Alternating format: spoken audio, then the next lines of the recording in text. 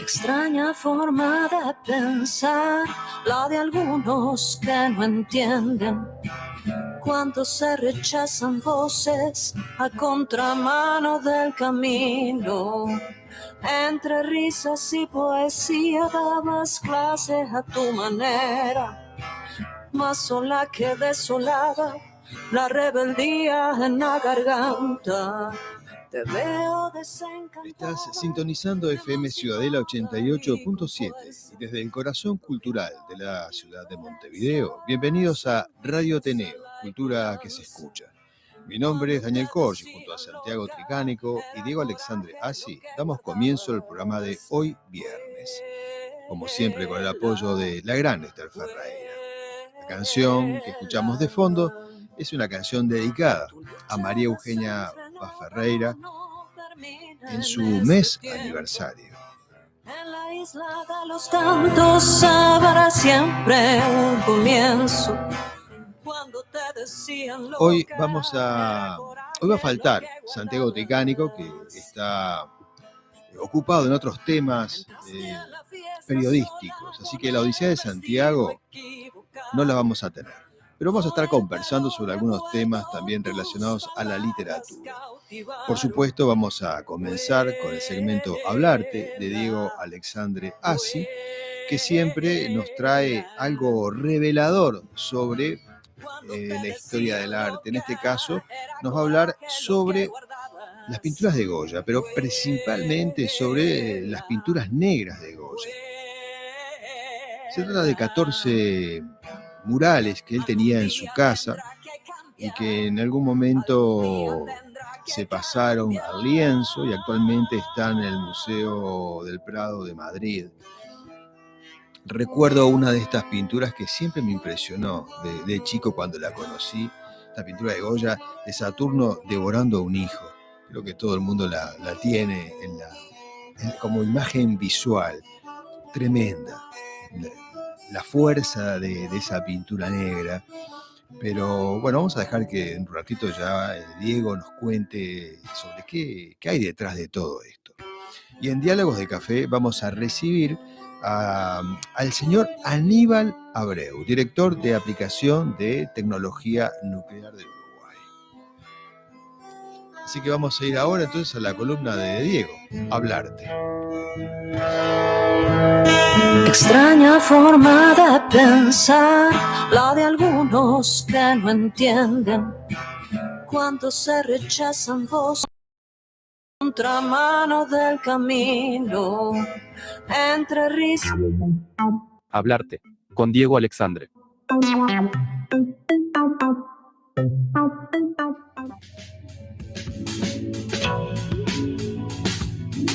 Hola, ¿qué tal? Qué alegría estar nuevamente aquí en este segmento que hemos llamado Hablarte en Radio Ateneo junto a Daniel y junto a Santiago. Y todas estas semanas hemos venido hablando de diferentes temas, desde biografías de artistas, inclusive noticias que tienen que ver con respecto al arte, me refiero a la pintura y a las esculturas, donde también hemos hablado de algunos cuadros.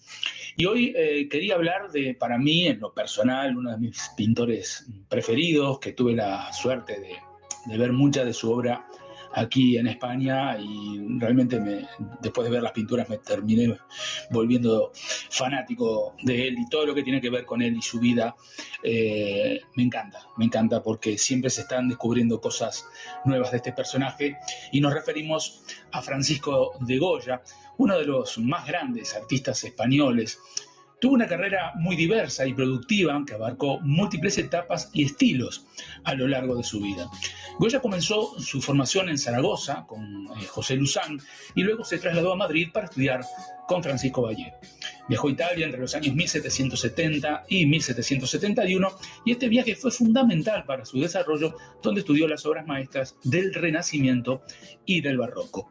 Tuvo una segunda etapa donde realizó cartones para tapices entre los años 1775 y 1792 Y Goya produjo más de 60 cartones, es decir, bocetos, para los tapices que decoraban los palacios reales y donde estas obras representan escenas de la vida cotidiana y de la casa y tienen un estilo fresco y colorido. Ejemplos notables son El quitasol y La gallina ciega. Digamos que en su tercera etapa fue retratista de la corte entre los años 1786 y 1792. Goya se convirtió en pintor de la corte y realizó numerosos retratos de la nobleza y de la familia real, como los retratos del rey Carlos IV y su familia. Sus retratos se caracterizan por su penetrante realismo y la capacidad de capturar la personalidad de sus sujetos.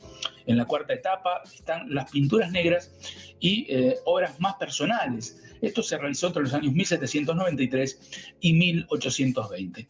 En 1793, Goya sufrió una grave enfermedad que lo dejó sordo y este evento marcó un cambio en su estilo, volviéndose muy oscuro y personal.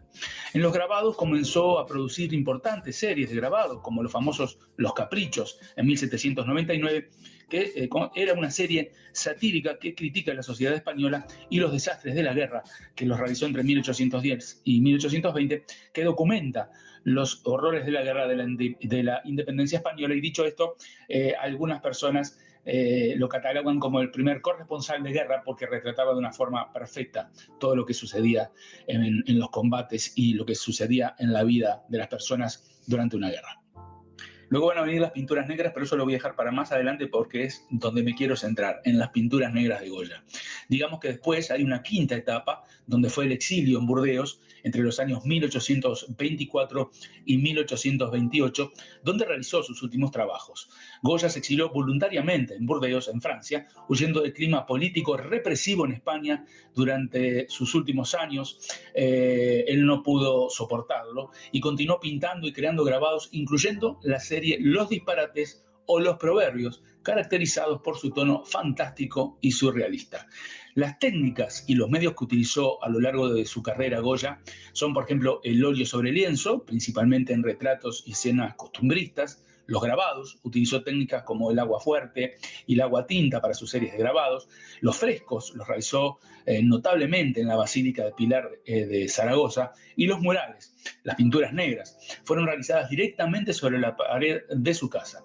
Goya es recordado no solo por su habilidad técnica, sino también por su capacidad para reflejar las tensiones sociales y políticas de su tiempo, así como la profundidad psicológica de sus retratos. También hay historias increíbles que lo rodean, que eso sería para hablar en un programa aparte, porque se ha descubierto, cuando fue trasladado su cuerpo desde Burdeos a Madrid, que en su tumba, cuando fue revisada, faltaba la cabeza. Entonces está enterrado él actualmente en Madrid sin su cabeza, y se han hecho documentales y estudios y nunca se ha sabido dónde está. Así que, pero eso podríamos hablarlo luego en un programa porque es muy misterioso, es muy interesante. Todo lo que rodea la vida de él es fantástico. Y ahora sí me voy a adentrar en lo que son las pinturas negras. Las pinturas negras son una serie de 14 obras que el artista español pintó en los últimos años de su vida. Decíamos entre los años 1819 y 1823. Esta pintura, conocido por su estilo sombrío y temas inquietantes, reflejan el estado emocional y mental de Goya durante ese periodo. Son un testimonio de su desencanto con la humanidad y su visión pesimista de la vida y la sociedad, también dentro de un contexto histórico y, como decíamos, personal. Goya fue uno de los más grandes pintores y grabadores de España. Vivió en una época de enormes convulsiones políticas y sociales.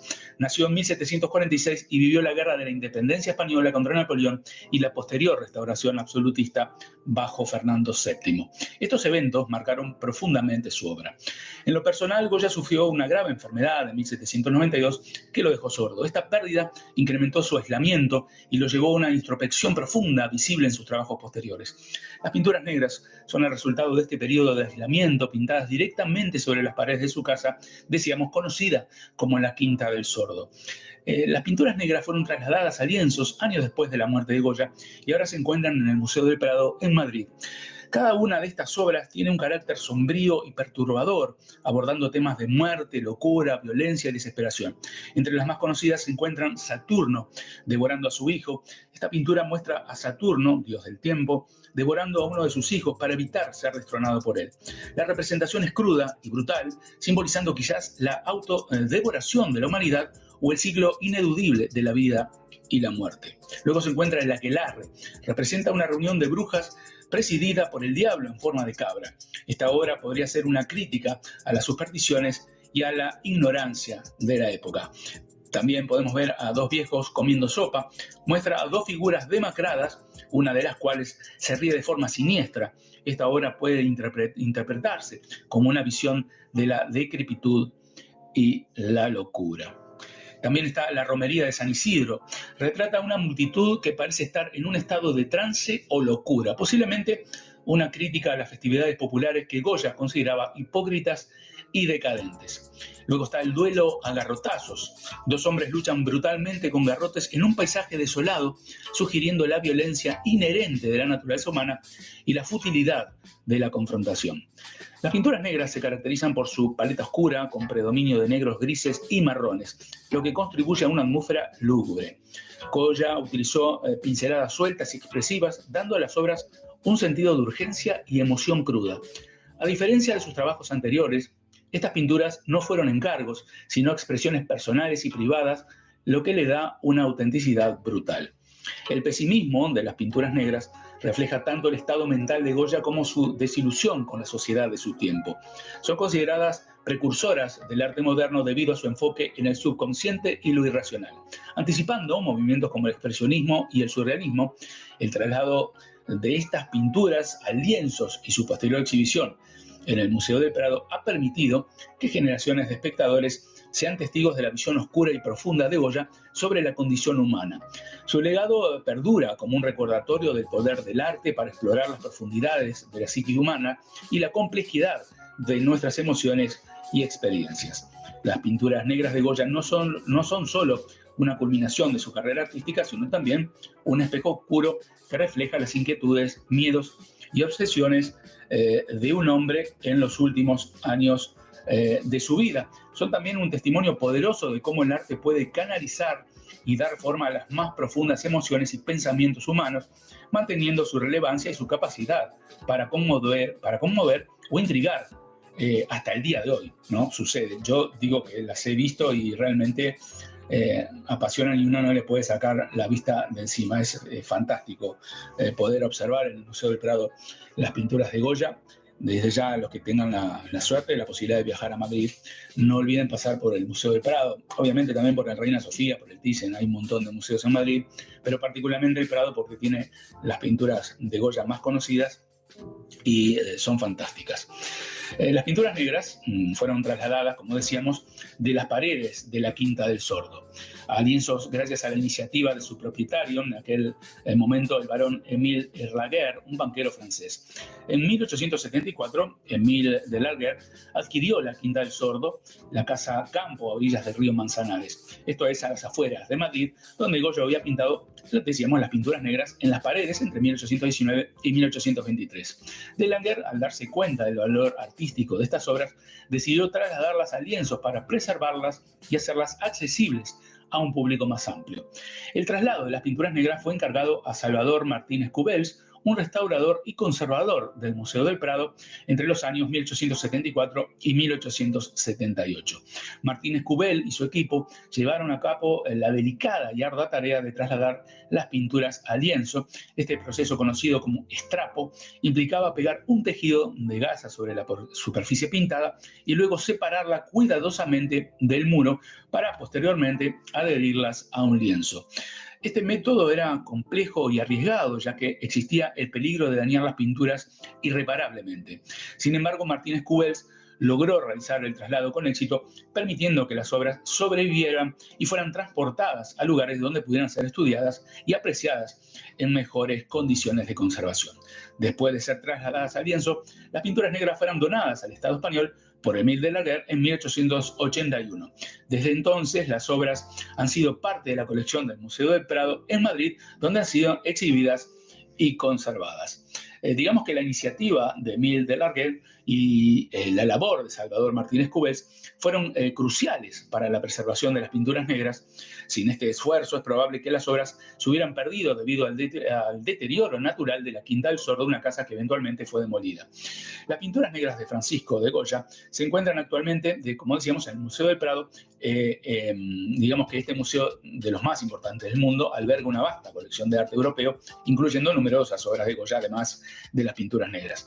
La ubicación dentro del Museo del Prado de las pinturas negras están en una sala especial dedicada a ellas dentro del museo, lo que permite a los visitantes contemplar estas obras en un entorno que resalta su atmósfera sombría y su estilo único. Esta disposición facilita una experiencia inmersa, permitiendo apreciar toda la técnica como los profundos temas que Goya exploró en estas obras maestras.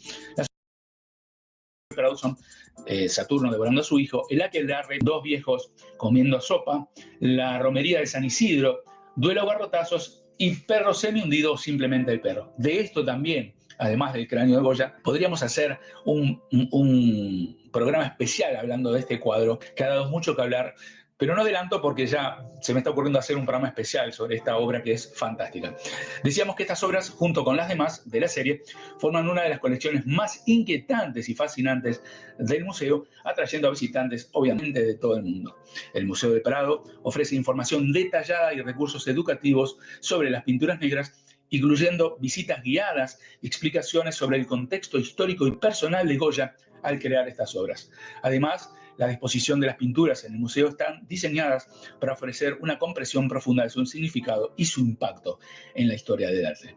Al estar en el Museo del Prado, las pinturas negras no solo están protegidas y conservadas de manera adecuada, sino que también están accesibles a investigadores, historiadores del arte y el público en general. Esto asegura que la obra de Goya continúe siendo estudiada, apreciada y admirada, manteniendo su relevancia en el panorama artístico mundial. Y así hemos llegado al final de hablar de este segmento en Radio Ateneo que estamos haciendo todos los viernes. Ya durante este último segmento hice varias promesas sobre la obra de Goya que haremos y también de su vida. Así que nos estamos escuchando hasta la semana que viene. El próximo viernes estamos aquí, en Hablarte.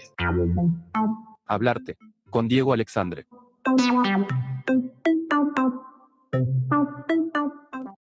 Estás en FM Ciudadela 88.7.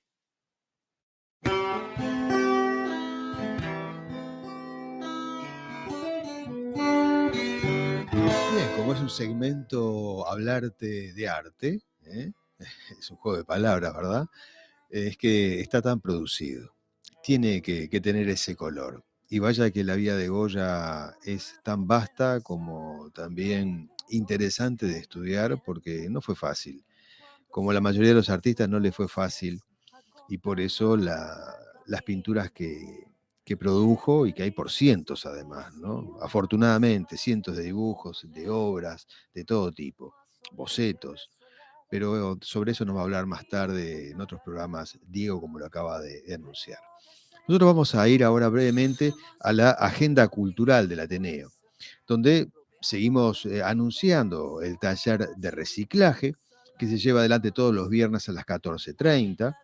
También la agrupación Gergu, que desde hace ya muchos años sesiona en el Ateneo de Montevideo, se reúne para hablar sobre los viajes que hacen al interior del país y de allí, bueno, tomar nota para los que concurren de particularidades que ellos ven y trasladan en las conferencias que dan en el Ateneo. También se dan las clases de historia a cargo del profesor Santiago Tricánico, periodista y escritor, las clases de guión de cine de formación audiovisual del director Gabriel Díaz, quien nos acompañó en el primer programa de este año con su película Brujas, que está ya para estrenarse en cualquier momento y vamos a comentar sobre ello. También comenzaron las clases de taller de arte plástico que brinda el profesor, el artista y médico Ángel Caballero. También están las clases de dibujo de David Castellucci. Acabamos de recibir a nuestro invitado que se está acomodando acá en el estudio. Aníbal Abreu, que ya lo anunciamos y vamos a profundizar en breve con él. También el Ateneo ofrece las clases de teatro que brinda la actriz y periodista María José Pedraja Colman, que también estuvo aquí con nosotros conversando sobre teatro y nos prometió hacer una columna de teatro. Hay otras clases de arte, de historias del arte, a cargo del profesor Carlos Bruneto, que vienen brindándose los días martes y con gran cantidad de público.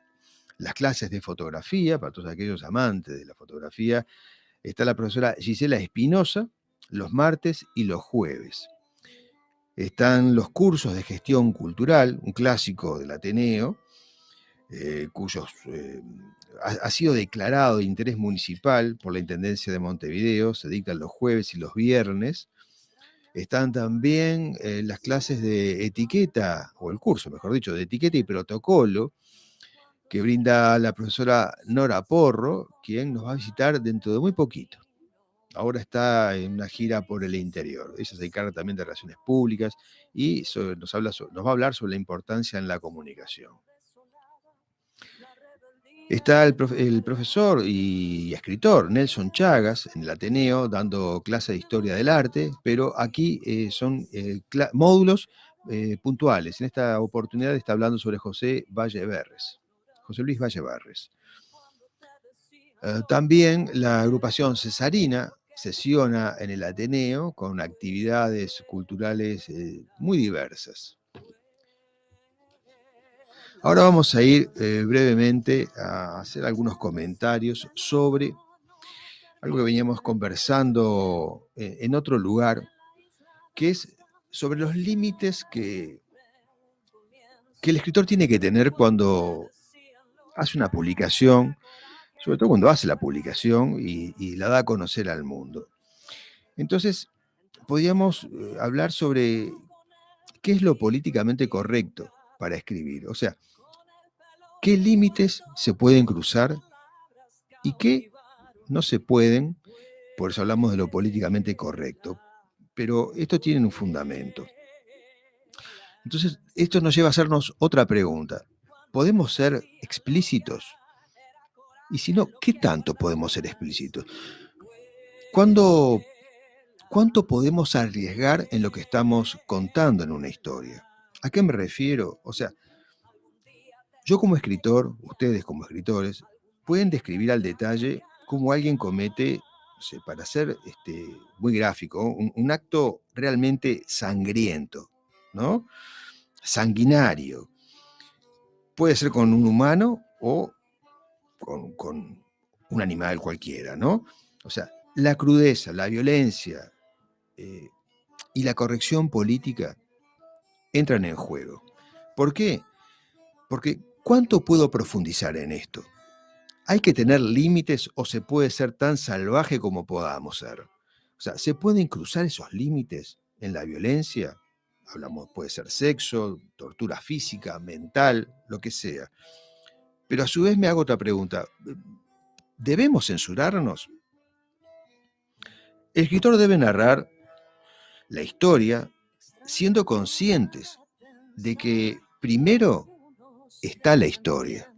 Y esto hace una gran diferencia, porque si la historia justifica el motivo de por qué estamos describiendo un acto de violencia extrema, si la historia lo justifica, bien, será una narración cruda, una escena cruda, pero solo eso.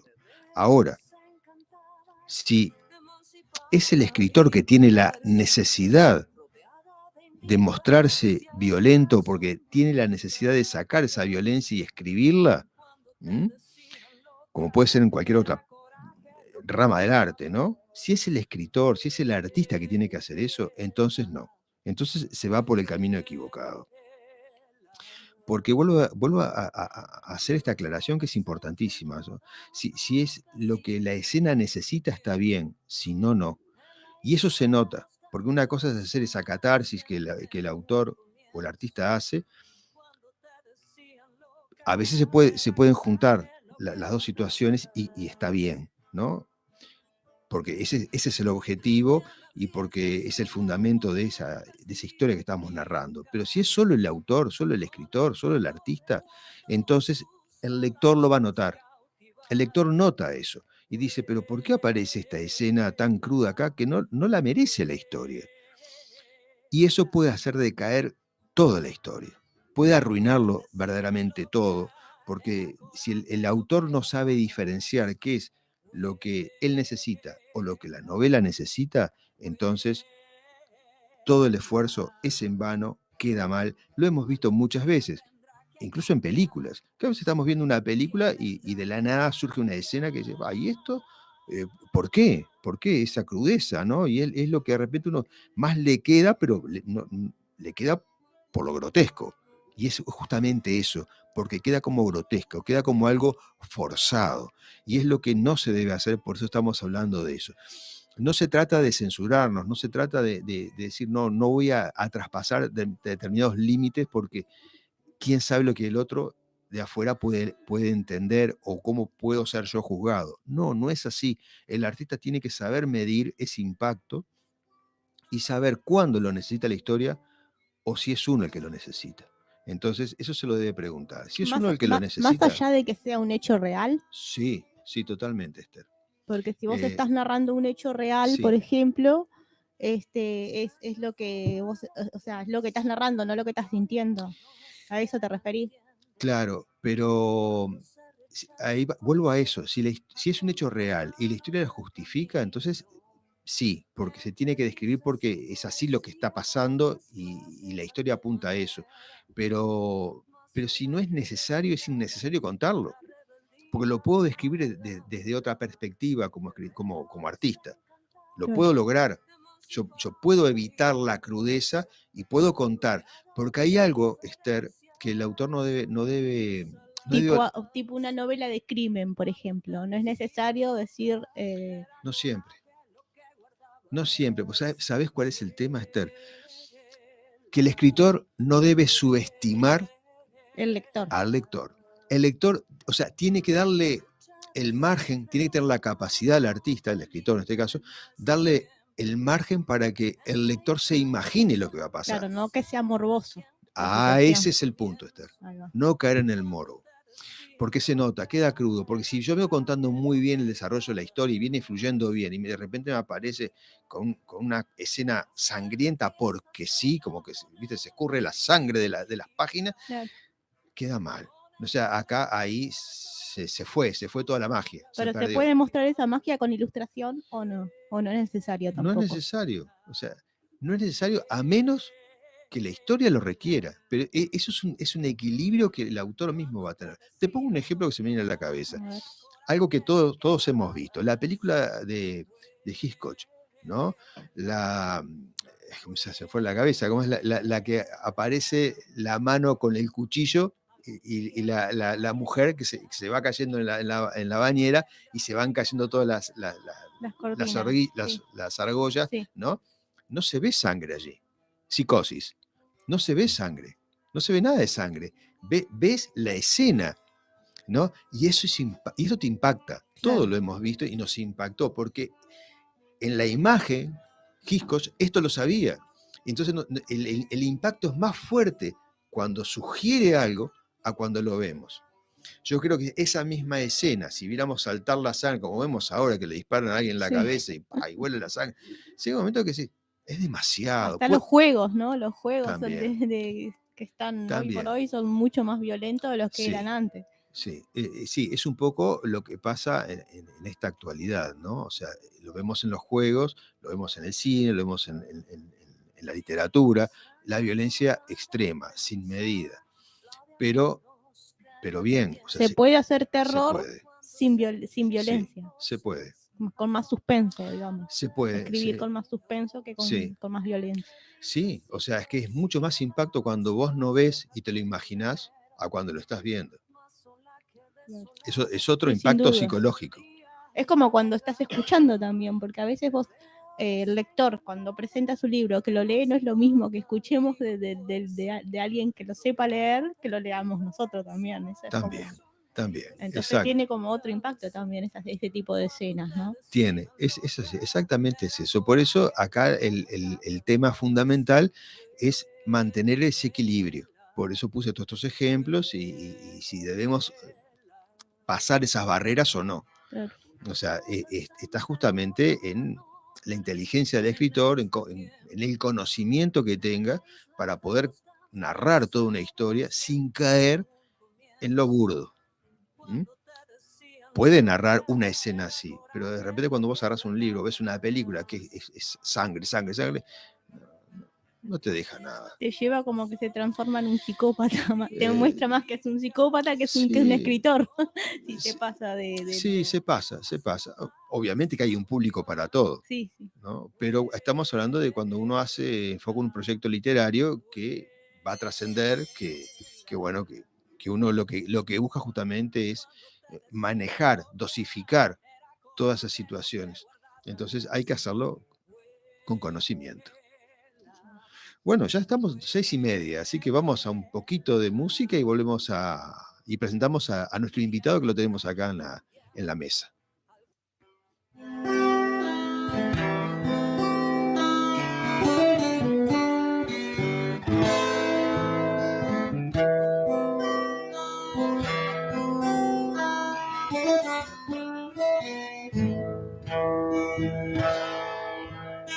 Extraña forma de pensar, la de algunos que no entienden cuando se rechazan voces a contramano del camino. Entre risas y poesía dabas clases a tu manera, más sola que desolada, la rebeldía en la garganta. Te veo desencantada, emancipada y con fuerza, rodeada de indiferencia, sonríes a la ignorancia. Cuando te decían loca, era coraje lo que guardabas. Vuela, vuela. Tu lucha desenfrenada no termina en este tiempo. En la isla de los cantos habrá siempre un comienzo. Cuando te decían loca, era coraje lo que guardabas. Entraste a la fiesta sola con el vestido equivocado, con el pelo revuelto, tus palabras cautivaron. Vuela, vuela. Cuando te decían loca, era coraje lo que guardabas. Vuela, vuela. Algún día tendrá que cambiar, algún día tendrá que cambiar.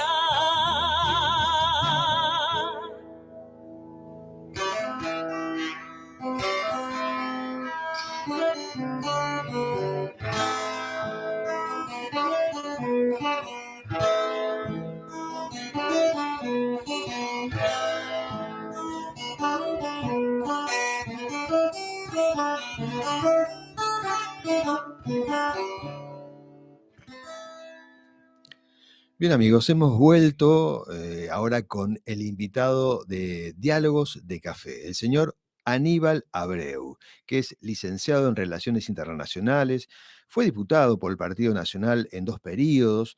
Estamos haciendo una biografía sumamente abreviada, ¿no? Presidente del Comité Nacional de Irradiación, director nacional de aplicaciones de tecnología nuclear desde el año pasado, ¿no, Aníbal? Desde el año pasado, sí, buenas noches. Bienvenido, Aníbal. Bueno, muchas gracias y la verdad que una alegría estar con esta audiencia y que la he escuchado muchas veces, aparte de ser admirador de las cosas que haces tú con arte, que me parece que son muy buenas. Y muchas gracias por darme esta oportunidad. Sí, desde el año desde el 1 de enero del 23 se creó la unidad de tecnología de la Dirección Nacional de Aplicaciones de la Tecnología Nuclear. Bien, vamos a hablar también de esto y vamos a hablar también sobre tu pasión, que es la pintura, porque como es un programa dedicado al arte, Sí, también es interesante mostrarle al público que muchas de las personas que están en los cargos de gobierno están dedicadas al arte o tienen esa otra beta que a veces se desconoce. claro. Así que sé que pintás caballos, cosas, o sea, tu temática es el mundo gauchesco. Contanos un poquito cómo es. Bueno, sí, como tú bien decías, la pasión que he tenido son los caballos, y por otro lado la pintura, que es vamos a decirle, una pasión que la he tenido desde niño, ¿no? Siempre me gustó primero el dibujo, después la pintura. Tuve el privilegio de pintar con Carlos Amoretti, que pintaba puertas y demás. Con él empecé a pintar caballos. Y después estuve un tiempo también en el taller de Aldo Curto, que también es un gran Sí, pintor, claro. y que tiene algunos grandes dibujantes y acuarelistas también. Si bien yo traté de hacer todas las técnicas, me ha servido mucho, y lo que trato de hacer es pintar, o sea, pensé en pintar el sello racial de los caballos, por ejemplo, el caballo criollo, cuarto de milla y demás, y ahí me di cuenta cuando empecé a pintar que tenía para toda la vida, pintando solamente las razas de los caballos, porque cada raza tiene su particularidad, ¿no? Y su sello racial, ¿no? ¿Y acá en Uruguay existen todas estas razas o no? Sí, en Uruguay prácticamente está el caballo criollo, que es el caballo, bueno, justamente nacional, que es Ujú. a través de ciertos caballos de origen español y árabe, el berberisco y otros caballos más que después de otras razas más, que después se fue resultando en lo que es hoy el caballo criollo, que es el más rústico Ujú. y demás, para resistencia desde el punto de vista de intemperie. Pero también está el caballo cuarto de milla, los pura sangre de carrera, la palusa, está el caballo que se le dice el percherón también, que también hay una sociedad de criadores acá y que se juntan en el Prado todos los años. Y fundamentalmente es disfrutar de la pasión de lo que es el caballo, y en mi caso poder observarlo desde el punto de vista del arte también, ¿no? ¿Y has hecho alguna exposición con estas pinturas de caballos? He hecho, sí, Sí, algunas exposiciones. Hace bastante tiempo que pinto, pero por estas otras actividades, claro.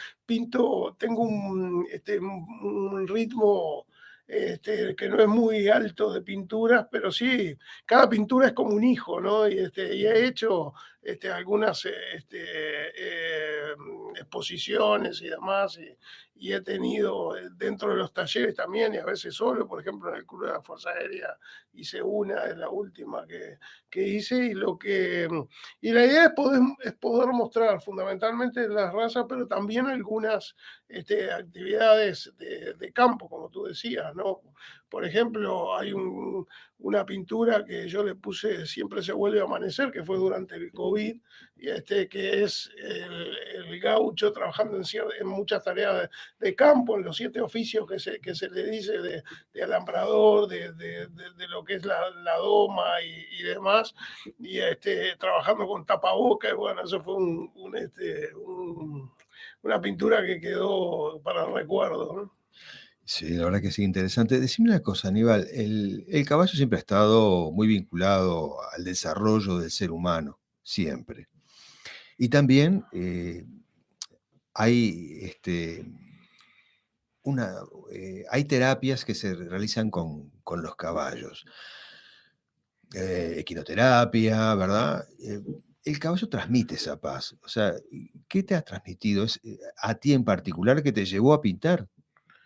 Bueno, el caballo yo creo que tiene la particularidad de ser, justamente como tú decís, de ser un catalizador de muchos sentimientos y de muchas impresiones que tiene el ser humano. Como tú decís, la equinoterapia es muy buena para personas que son sensibles o que tienen algunos problemas también de motricidad y demás, y es como un bálsamo que realmente tiene un efecto real.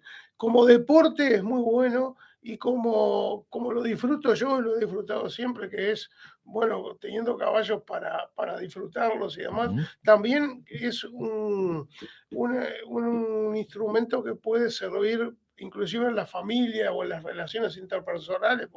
Uno cuando sale a andar o cuando va a una marcha, generalmente lo que hace es conversar, aparte de disfrutar del caballo. Y a mí, en mi caso, por ejemplo, con mis hijos, me sirvió mucho en su adolescencia. Ellas son grandes, pero en su adolescencia ir conversando, darles la responsabilidad de tener un caballo, que a veces la gente piensa que es para gente de mucho dinero, pero no, es un deporte que puede salir lo mismo que un ciclista o que inclusive que el fútbol y demás, y sin embargo encierra mucha responsabilidad en el caso de los niños y en el caso de poder ver una responsabilidad. Mi hijo ahora de grande tiene un grupo que organizan marchas y cabalgatas a caballo todos los fines de semana. Ahí te puedo pasar el aviso, es libre a caballo Claro. en Instagram. Y ahí justamente lo que te decía, que se juntan, se organizan para salir todos los fines de semana cerca de Montevideo, porque uno de los problemas de la gente que está en Montevideo es trasladarse Ujú. lejos al interior para poder andar. Ellos están cerca y ahí se ven las familias enteras, ¿no? Que les gusta armarse, que tienen su caballo, que se organizan. Y bueno, eso es una buena cosa no solo para individualmente, sino como grupo, como familia, ¿no? Porque encierra valores. Claro que sí. Bueno, todo esto que me estás diciendo es importante porque cuando a veces uno ve a las personas que nos gobiernan en las distintas áreas, incluso como en tu caso desde una dirección, a veces uno toma en cuenta esta otra perspectiva de la persona, que también entiendo que es formativo y también se relaciona con lo que hace y cómo lo hace. Claro. Entonces, decime una cosa, cuando hablamos de tecnología nuclear en las distintas aplicaciones, nos referimos a tecnología nuclear aplicada a la ciencia, es por ahí, ¿no? Bueno, sin duda, en mi caso, como tú bien decías, si bien tengo una formación sui generis, en el sentido que también tengo un aspecto humanístico como la licenciatura en Relaciones Sí. Internacionales, también la puedo compatibilizar con la formación técnica, que es justamente las aplicaciones de la tecnología nuclear, en particular lo que es la aplicación de la tecnología de irradiación. Y estamos hablando, sí, de aplicaciones en la ciencia, pero también aplicaciones que a partir de un desarrollo científico o de un desarrollo de un proyecto desde el punto de vista tecnológico se aplica directamente en la industria. O sea, en definitiva, para poder mejorar la calidad de vida, la producción de la industria de las personas, como pueden ser eliminar la posibilidad de enfermedades transmitidas por los alimentos, las llamadas estas, como puede ser la Escherichia coli o la salmonela, también poder presentar lo que es la posibilidad a enfermos inmunocomprometidos que generalmente no pueden acceder a todos los tipos de comidas, a un plato de comida común, tratados con aplicaciones de la tecnología nuclear, en este caso de irradiación, pueden acceder, por ejemplo, a una hamburguesa, a una ensalada semi preparada y demás. Y después una gama de aplicaciones desde las pérdidas post cosecha, que en el mundo hoy, en la época que estamos viviendo, tenemos una producción quizás récord de alimentos, pero también a su vez tenemos mucha gente que no accede a la alimentación normal en el mundo, ¿no? Y también tenemos un porcentaje grande, que a veces llega hasta el 40% de las pérdidas post cosecha de los países productores de animales. Y todas estas tecnologías De aplicación diaria, además. de aplicación diaria y de aplicación multipropósito nos rozan transversalmente al ser humano, a las personas, durante todo el día, desde que nos levantamos a comer, a tomar el desayuno, por ejemplo, una fruta que puede estar tratada por irradiación para tener más vida útil, para no transmitir alimentos. Cuando después salimos, vamos al médico, por ejemplo, a hacernos un tratamiento de tiroides o a sacarnos una placa, estamos también tratando, utilizando la tecnología de irradiación, e inclusive cuando estamos en el arte también, cuando se está, por ejemplo, intentando salvaguardar en el tiempo libros o pinturas y demás, se pueden tratar por irradiación para que duren más y para que los insectos no la echen a perder, y también por la técnica del carbono 14, por ejemplo, que es para saber la edad de las obras de arte en el tiempo. Las diferentes pinturas también se pueden tratar. Lo bueno que tiene esta tecnología es que todos los días aparecen nuevas posibles aplicaciones. Y Aníbal, ¿quién impulsa, quién fue el promotor de esto en Uruguay? Uruguay, esa es una muy buena pregunta. Uruguay, si bien es pionero en haberse inquietado y en haberse preocupado por las aplicaciones de la tecnología nuclear en la década del 50, cuando se creó la Comisión Nacional de Energía Atómica en Argentina, también se creó acá. Y ya a impulso de la universidad, en aquel momento se empezaron a trabajar y a preocupar mediante la creación de la Comisión Nacional de Energía Atómica, que era conformada en su momento por todos los ministerios involucrados: Ministerio de Salud Pública, Ministerio de Industria, Ministerio de Ganadería, todos los ministerios el Ministerio de Defensa, todos los ministerios que tuvieran que ver, la propia universidad, conformaban la Comisión de Energía Atómica, pero eso funcionó normalmente hasta el 85, en el cual se creó la Dirección Nacional de Tecnología Nuclear en aquel momento. Y ya en el 96 se fusionó la Comisión Nacional de Energía Atómica con la Dirección Nacional de Tecnología Nuclear. Y entrado el año 2000, 2004, por ahí,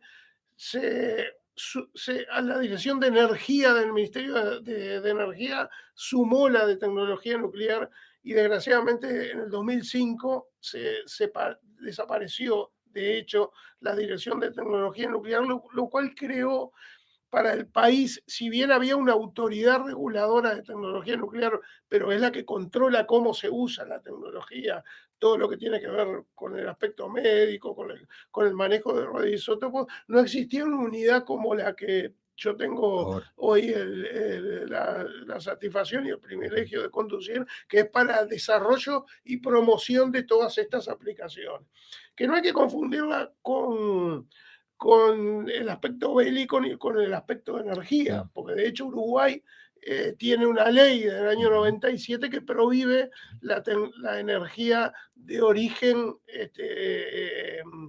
nuclear, lo que no prohíbe, y yo creo que Uruguay tiene que trabajar en eso, es en estudiarla, investigarla y tenerla como alternativa, y ese es un desafío también, ¿no? Pero todas estas aplicaciones que te mencionaba, más muchas otras que se pueden, por ejemplo, aplicaciones en nanotecnología, vamos a decirlo, en dimensiones nano, ya para poder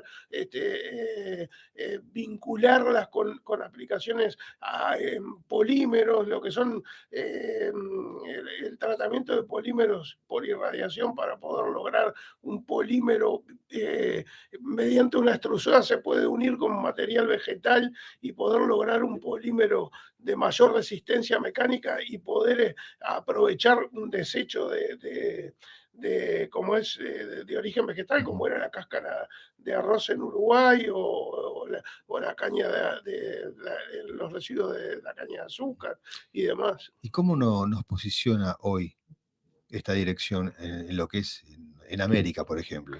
Bueno, en América nosotros tenemos, si bien somos los hermanos menores, vamos a decir, de Brasil, de Argentina y demás, tenemos dentro de lo que es estamos hablando con países, hay diferentes países y cada uno con su con diferente realidad, como decimos obviamente.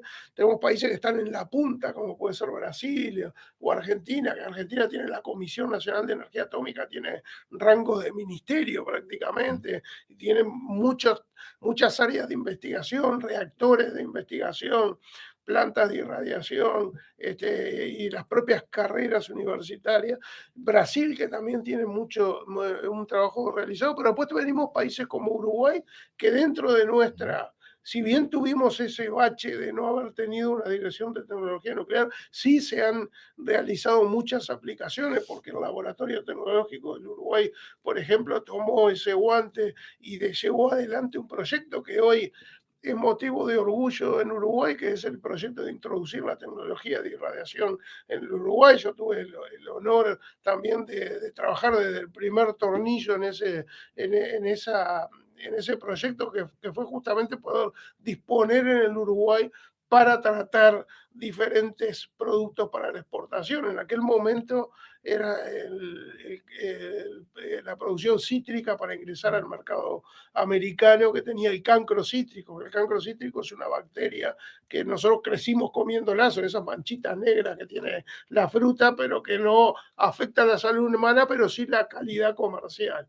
Y en aquel momento comenzamos con ese proyecto, después empezaron a tratar, bueno, los arándanos y demás, pero todo a escala piloto, que es lo que hace el LATU. Hoy estamos ingresando en la etapa industrial, ya tenemos un inversor americano, que es mexicano-americano, para tener un irradiador a escala industrial, y tuvimos también una consultoría del Organismo Internacional de Energía Atómica y del Departamento de Energía de Estados Unidos, que conformó un consorcio con la Universidad de Texas y nos hizo toda una consultoría para ver si nuestros productos eran buenos y que realmente tuvimos buena nota, y hoy estamos ya con una empresa que se registró acá, que está realizando todos los estudios y demás.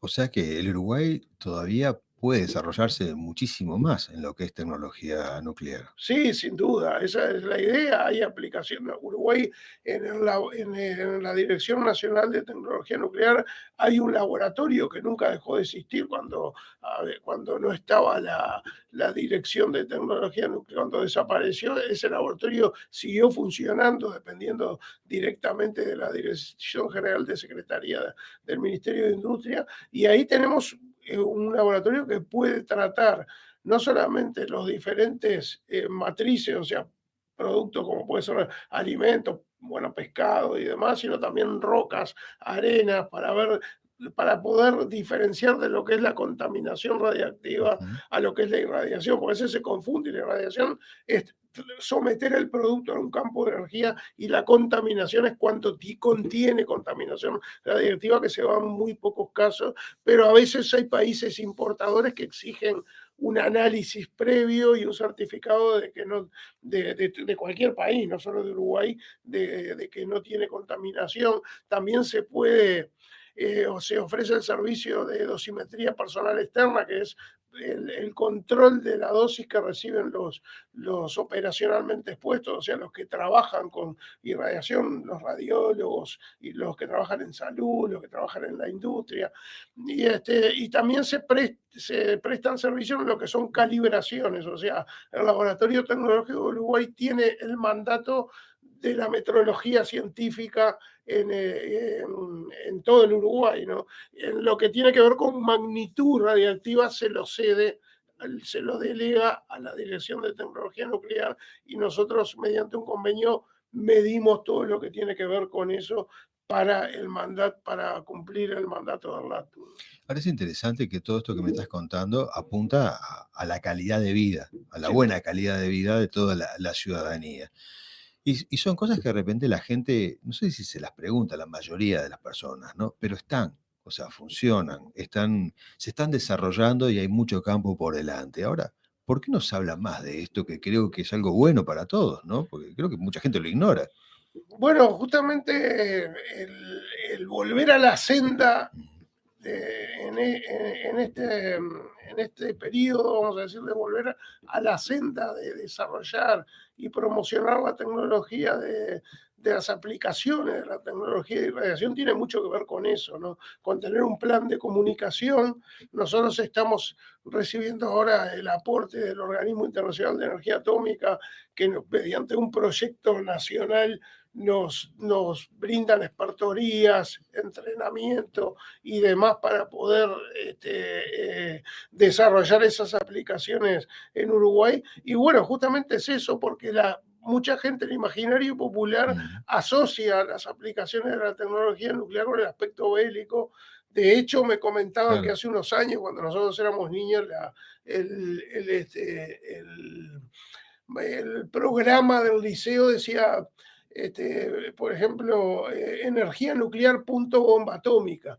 O sea, era ya de pique uno estaba asociándolo con la energía y con la parte bélica, cuando hay muchísimas aplicaciones. De hecho, una aplicación de tecnología nuclear es detectar el COVID, ¿no? Mediante una transcripción inversa de la polimerasa, que le dicen que se transfiere el ADN a lo que es el ARN, y eso es una aplicación de tecnología nuclear, y hay muchas aplicaciones que se aplican de la tecnología nuclear, lo que es radiotrazadores, o sea, saber una gran cañería industrial que está perdiendo, mediante trazadores se puede saber por dónde pierde, en hidrología también para saber los comportamientos de una bahía, por ejemplo en la bahía de Montevideo, eso se utilizó de hecho acá cuando se hizo el colector de Montevideo, saber cómo funcionan la nutrición de los animales mediante trazadores, mediante el estudio de los suelos. Hay muchísimas aplicaciones, ¿no? También en el medio ambiente, también en los alimentos. En Estados Unidos se desarrollaron muchos alimentos larga vida, vamos a decirle, raciones. Todo lo que es la ración necesita tener poco peso y ser inocuos, sanos y nutritivos, y eso esta tecnología lo puede lograr, ¿no? Sí, yo te escuchaba y me preguntaba además otra cosa, ¿no? Cómo a veces la gente pierde la perspectiva de la buena política, ¿no? Porque cuando uno habla de este tipo de avances en la tecnología, como los hay en otros sectores, eso es hacer política de futuro, ¿verdad? O sea, uno está trabajando para el futuro del país, para el progreso, ¿no? Ahora, se hace política, ¿no? Si vamos al tema puntual, es como que estas cosas no cuentan, ¿no? Y se sigue siempre en la pelea de siempre, ¿no? En la que ya yo creo que mucha gente también está cansada de ver siempre lo mismo. ¿Habrá otra manera de hacer política? Bueno, yo creo que promocionar este tipo de actividades, es justamente poder hacer de la buena política, decís vos, que decís tú, poder lograr tener políticas de Estado, ¿no? Que más allá de lo que indica la realidad, la cotidianidad, las urgencias, vamos a decirle, o lo que está de moda en ese momento, tener claro que no solo los diferentes públicos, el niño, el estudiante, el trabajador, la industria, el tomador de decisiones, los técnicos, todos tienen que tener ese mensaje de la buena política, como decís vos, y acá es un ejemplo. Exactamente. Bueno, Aníbal, se nos fue el tiempo. Amigos, nos despedimos con Aníbal Abreu, director nacional de aplicaciones de tecnología nuclear. Nos encontramos el próximo viernes aquí en FM Ciudadela, en Radio Ateneo.